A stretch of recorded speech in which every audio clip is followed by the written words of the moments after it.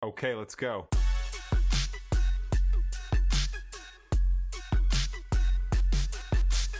Salut Alexis, comment tu vas? Ça va très bien, merci de m'inviter. Merci d'avoir accepté notre invitation. Est-ce que Non. tu peux te présenter à la communauté Graden? Eh bien, moi je suis Alexis Gendard, plongeur en équipe de France depuis 13 ans. J'ai commencé par la gym, je suis allé jusqu'au plongeon. Et puis voilà, j'ai fait 2 fois les Jeux Olympiques et j'espère participer au prochain à LA. Est-ce que tu peux te présenter, mais cette fois-ci avec seulement trois mots, ou plutôt te décrire en trois mots? Intégrité, Mhm. travail merde, il y en a trois. Joie de vivre, j'allais dire, ça marche pas. Et sourire. Tu viens de l'évoquer assez rapidement, tu as d'abord fait de la gymnastique avant de faire du plongeon. Comment est-ce que tu as fait ce switch J'étais pas assez bon en gym. direct? En fait, je voulais rentrer en structure de haut niveau en gym, j'avais 15 ans. Mhm. Les mecs m'ont dit, bon, on va faire un test. Après une semaine de test, ils m'ont dit, bon, voilà, t'es un peu vieux. Il me manquait certainement des aptitudes physiques ou techniques. Ils m'ont surtout dit que c'était au niveau de l'âge, il y avait des gamins de 13 ans qui allaient arriver. Et du coup, les portes du pôle se sont fermées à ce moment-là. Moi, j'y connaissais rien au haut niveau, donc j'ai même pas cherché à aller voir d'autres structures. J'étais à Lyon, il y avait le pôle de Lyon. On m'a refusé, tac, j'ai dit, bon, moi, je veux faire l'équipe de France, je veux faire les Jeux Olympiques. En gym, si je vais pas au pôle France, on m'a dit que c'était pas possible. Mhm. J'ai changé de sport. Et donc, il y avait plusieurs options. Il y avait le tumbling, mais c'était pas une discipline olympique. Il y avait le trampoline, mais je trouvais dangereux. Et puis le plongeon, j'en avais fait quand j'étais gamin pendant 6 mois. Et j'ai rappelé le club. Et puis voilà comment ça a commencé l'histoire. Et pourquoi est-ce que ce sport il te rend heureux en fait? Je pense que des gamins à la cour de récré, moi, c'était pirouette dans la cour de récré. Non, mais je me suis lancé sur un salto d'un balcon. J'avais peut-être 6 ans et demi en primaire. J'ai atterri sur le nez, j'ai dit non, mais de toute façon, moi, il me faut me cadrer, il faut que je m'envoie sur des tapis. Et par passion du sport, de l'acrobatie, de jouer avec mon corps, naturellement, j'ai toujours eu un peu des sports comme ça, la gym, le plongeon. Et tout ce qui allait me pousser un petit peu dans mes limites de l'accro. Et voilà, c'est vraiment un peu mon kiff perso, mais depuis toujours. Moi, je pense que j'ai regardé les Power Rangers, après j'ai regardé Yamakasi, et là, ça a fini au plongeon, quoi, en gros. Tu as récemment fait un break de quelques mois. Qu'est-ce qui t'a poussé en fait à faire cette pause? Après 2 Olympiades, c'était long. Et moi, après Paris, je suis revenu au mois d'octobre m'entraîner, mais sans réelle conviction, sans réel projet, un peu par routine. Et, euh, et j'étais un peu dans ce moule. Et je me suis rendu compte que c'était pas forcément ce qui me plaisait. Donc j'ai pris 10 kilos, je suis retourné à la compète, j'ai vu que j'étais pas performant. J'ai dit bon, alors, stop. Avec ma coach, on a discuté, on a échangé, puis on est revenu à l'idée que c'était peut-être bien de faire une pause. Et elle m'a laissé champ libre. Hmm. Voilà, pendant une saison complète, elle m'a dit tu reviens quand tu veux et tu rentres chez toi et tu souffles. Et au final, je suis rentré chez mes parents. Rentrer chez ses parents à 28 ans, c'est une épreuve. Hmm. Mais voilà, et puis j'ai mis plein de choses en place. J'ai refait du sport autrement, je suis allé voir un psy. J'ai participé à plein d'événements, j'ai développé des projets personnels pour revenir un peu avec un peu cette base qui me correspond peut-être un peu plus plutôt que de suivre la vague. Et j'ai repris au mois de septembre 2026 avec 2025 avec des nouveaux des nouveaux tips tout simplement. Et puis voilà, je suis très épanoui aujourd'hui. Pourquoi septembre 2025? Est-ce que ça correspond à la rentrée C'est ou... ça. Ok, d'accord. En gros, c'est la rentrée septembre, que la saison se finit. Mhm. Moi, je reviens à ce moment-là et c'était ça, tout ça collait bien. Ok. Mais aussi, évidemment, il faut suivre sur le calendrier, mais aussi physiquement, Oui, mentalement, tu oui. étais aussi prêt Ouais, à reprendre. si j'étais pas prêt, je serais pas revenu à ce moment-là. Mhm. Mais ça faisait déjà un mois ou deux que je commençais à me dire, oh, je vais y retourner. Et au final, j'ai dit, attends la rentrée. Je voulais même participer au championnat de France au mois de juin. En fait, j'ai dit, mais pas du tout. C'était beaucoup trop tôt. Et au final, j'ai attendu bien septembre. J'ai bien fait les choses de mon côté. Et là, un régal. Je suis arrivé à l'INSEP à l'entraînement. J'allais le soir jusque-là. Mhm. Ça m'avait trop manqué et j'ai kiffé. Tu l'as dit, tu as vécu deux Olympiades. Ouais. Évidemment, il y a eu celle à la maison. Comment est-ce que tu les as vécues, ces Jeux à Paris? Les Jeux à Paris. En fait, moi, j'ai fait Tokyo. Et après Paris. Donc, en fait, Tokyo, c'était Covid. Ouais. Donc Paris nous a offert tout ce que Tokyo nous avait pas donné. Mhm. À Tokyo, c'était 24 heures après ma compète, je dois me barrer, je peux aller voir aucune épreuve. On a le masque, on mange à travers du plexi. Pas de cérémonie d'ouverture, pas de cérémonie de clôture. Non, franchement, c'est pas comme ça que je rêvais les Jeux Olympiques. Et donc on arrive à Paris, forcément déjà on est des privilégiés, hein. On est les stars. En plus, on connaît. Et voilà, il y a cérémonie d'ouverture, clôture, village. Je suis allé voir toutes les autres disciplines. Je me suis régalé. Donc voilà. Et après, en termes de performance, j'avais aussi des espérances différentes parce que Tokyo, c'était plus une qualif. Et à Paris, j'attendais peut-être un résultat beaucoup plus haut, une finale, voire une médaille. Mm. Donc on a fini cinquième, ce qui est vraiment pas dégueu. Mais voilà, j'attends mieux encore. Et justement, on est pile poil entre les JO de Paris et les JO de Los Angeles. Comment est-ce que tu abordes ces deux futures années avant les JO? Et ben voilà, avec une nouvelle approche. Je pense que voilà, j'ai fait ma première expérience de qualification, une deuxième expérience à la maison. La troisième, ça va être un peu plus à ma sauce. Je me suis entouré de personnes différentes. Mon staff, il a changé. Euh, Mon approche de la discipline, de l'entraînement est différente. Je vais plus faire parler mon expérience, essayer de me faire confiance là-dessus, solliciter les personnes qui auront besoin, mon prépa mental, les kinés.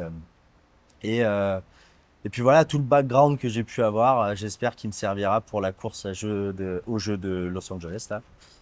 Je suis bien plus concerné, on va dire, pendant cette Olympiade et je la prends avec beaucoup plus de légèreté qu'il y a pu avoir les années précédentes.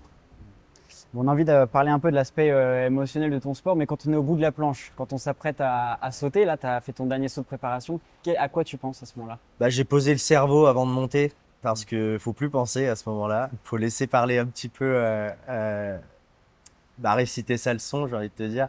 Après voilà, maintenant je suis bien conscient de la concentration que je peux avoir sur la planche. Le plongeon c'est particulier, t'arrives, il y a tout le monde qui fait un brouhaha, on t'acclame et puis d'un coup c'est ton moment de plonger, silence radio. On n'entend plus rien, il y a que toi, les petits jets d'eau qu'il y a dans l'eau, c'est tout.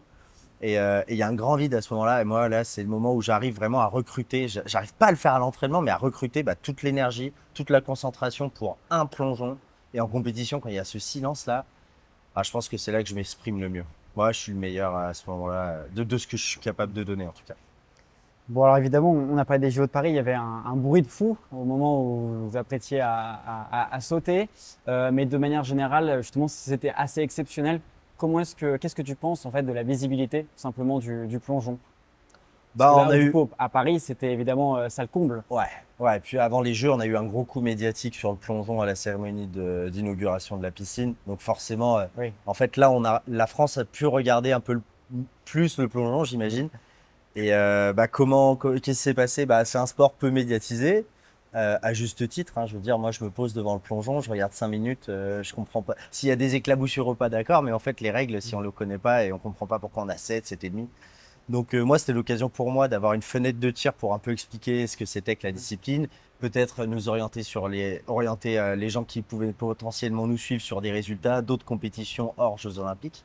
Mais ouais, on était attendus et puis voilà, les gradins ont été remplis. Bon, il y avait des Français, il y avait beaucoup de Mexicains, il y avait ma famille, voilà, un truc de ouf quand même de voir ses proches dans les gradins. Ça c'est ma médaille, tu vois. Qu'est-ce qui, selon toi, pourrait être quand même amélioré dans la discipline pour que justement il y ait plus de gens devant soit leur télé, soit dans les gradins? Est-ce que c'est foncièrement le Je sport pense que lui-même? c'est le format, les règles, peut-être mettre un petit peu moins d'incertitude. C'est très subjectif les notes du plongeon, donc peut-être avoir un code un peu plus défini. Maintenant, moi j'aime bien cette incertitude, on joue avec le juge. J'aime bien ce côté drague, on sait jamais à quoi on va s'attendre. Euh, une aura de quelqu'un sur la planche peut amener des notes supplémentaires. Ça peut être pris comme quelque chose de pas impartial. Mais moi, j'aime bien jouer de ce petit jeu. Après, voilà, on a les épreuves synchronisées. C'est sympa parce que à voir pour le grand public, au moins on sait si les gens si les plongeurs ils sont ensemble, s'ils sont en même temps, s'ils atterrissent en même temps dans l'eau, s'ils ont la même hauteur, s'ils sont décalés ou pas. Donc déjà c'est une belle première approche, je pense. Voilà, les épreuves synchronisées pour le grand public, c'est quelque chose qui est beaucoup plus stimulant que l'individuel à regarder les plongeurs, voir potentiellement les mêmes figures et essayer de comprendre pourquoi ils prennent ces notes-là.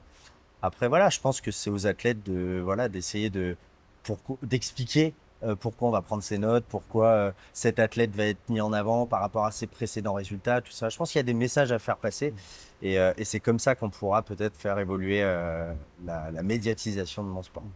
Alors c'est un sport trop peu visible. Est-ce que du coup il y a des impacts financiers? Est-ce qu'on vit du plongeon ou pas? Alors, je vis pas du plongeon, mais je vis grâce à ma pratique du sport de haut niveau. Aujourd'hui, moi, je suis réserviste opérationnel à la police nationale. Donc, j'ai un statut de réserviste détaché à 100%, hein. L'idée, en fait, c'est vraiment de promouvoir la place du sport au sein de l'institution.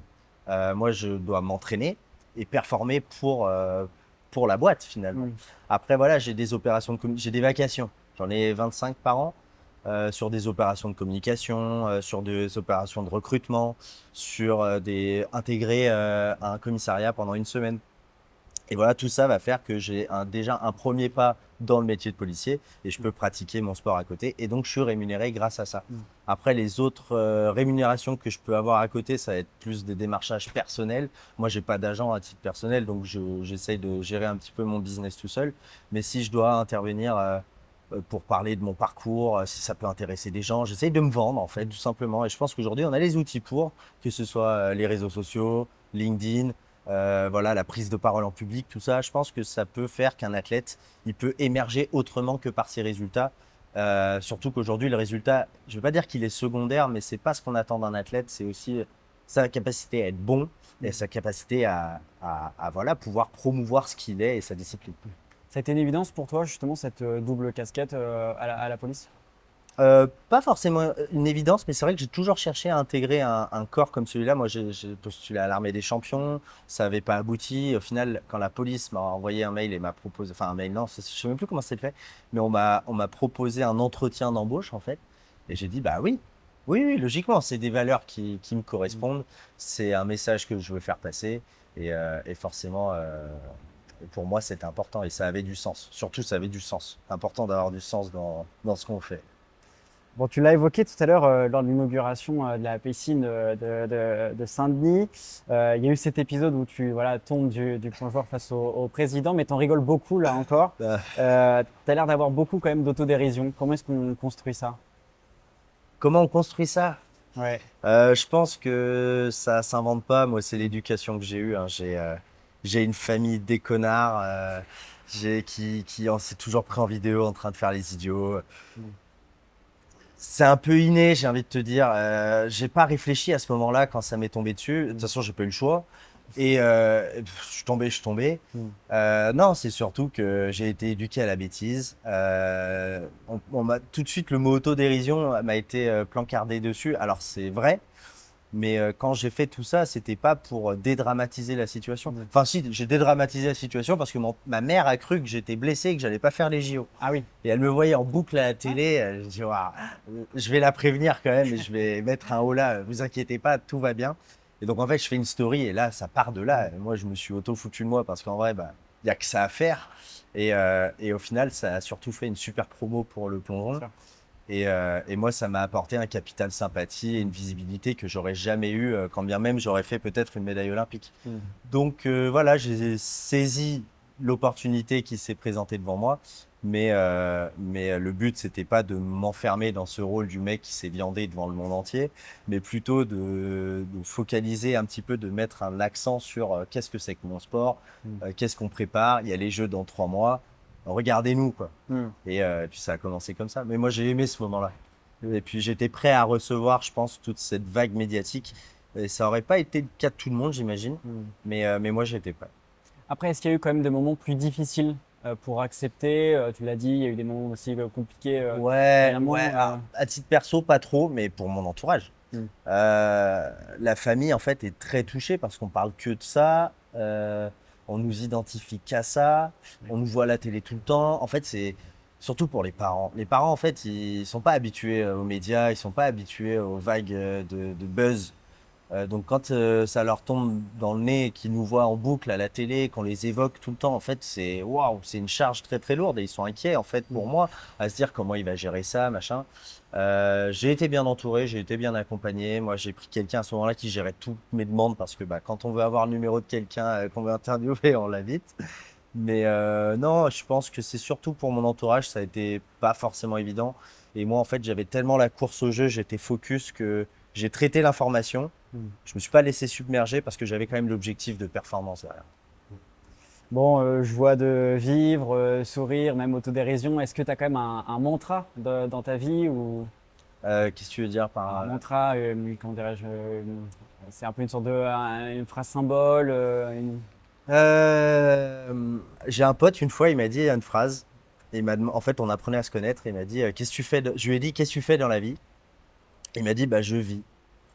Et en fait, je m'en suis tenu à ça, tout simplement. Je pense qu'aujourd'hui, tout ce qu'il y a à apprendre, je prends. Ça peut paraître con comme ça, mais je me suis jamais limité à rien. Si j'ai envie de bringuer, je le fais. Si j'ai envie de voyager, je le fais. Si j'ai envie de performer, je le fais. Si j'ai envie de m'entraîner, je le fais. J'essaye de tout faire à fond. Je pense que c'est important de se stimuler, de vivre de projets. Maintenant, voilà, il faut savoir où sont ses objectifs. Toujours important de se centrer au bon endroit, de ne pas se disperser. Mais il y a mon prep mental, il dit, lui, il est un yes man.